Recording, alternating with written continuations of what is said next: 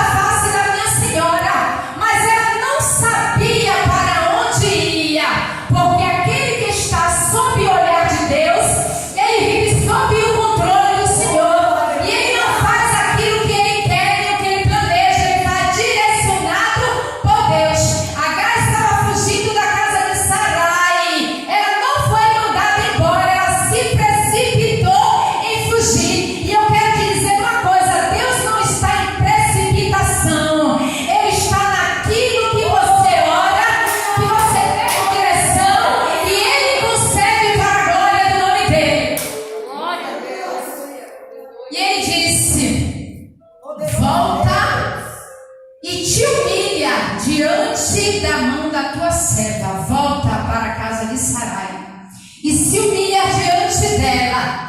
E o texto diz que ele disse: olha, e você concebeu, vai ter um filho, e será grandíssima a tua semente, e ele será um homem valente, se chamará Ismael.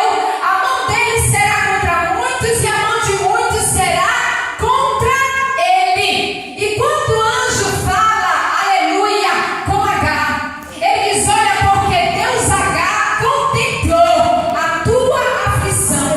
E H, quando vê a fala do anjo, ela diz: olha, eu vou agora chamá-lo de Deus da vista. É o Deus que ele vê. E chamou ao anjo do Senhor o nome de Deus Elroi. É o Deus que está me vendo. Porque H pensava que em meio à aflição dela, Deus não estaria olhando, não estaria contemplando a sua situação. Mas o anjo fala que o Senhor viu a sua aflição, porque primeiro, não era projeto de H ser mãe, não estava nos planos dela, mas por causa de Sarai, ela tinha que ser obediente à sua senhora, e ela dá espaço para uma maternidade que não foi planejada, não foi desejada, simplesmente para cumprir o propósito da sua senhora.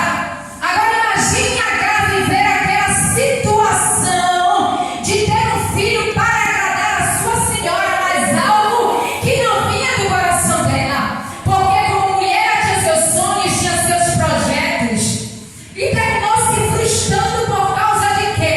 Por causa de uma submissão. Mas Deus é o Deus que viu, Deus é o Deus que sabia de todas as coisas que estavam acontecendo, e antes de tudo ele contemplava o coração de H. E H volta para a casa de Abraão.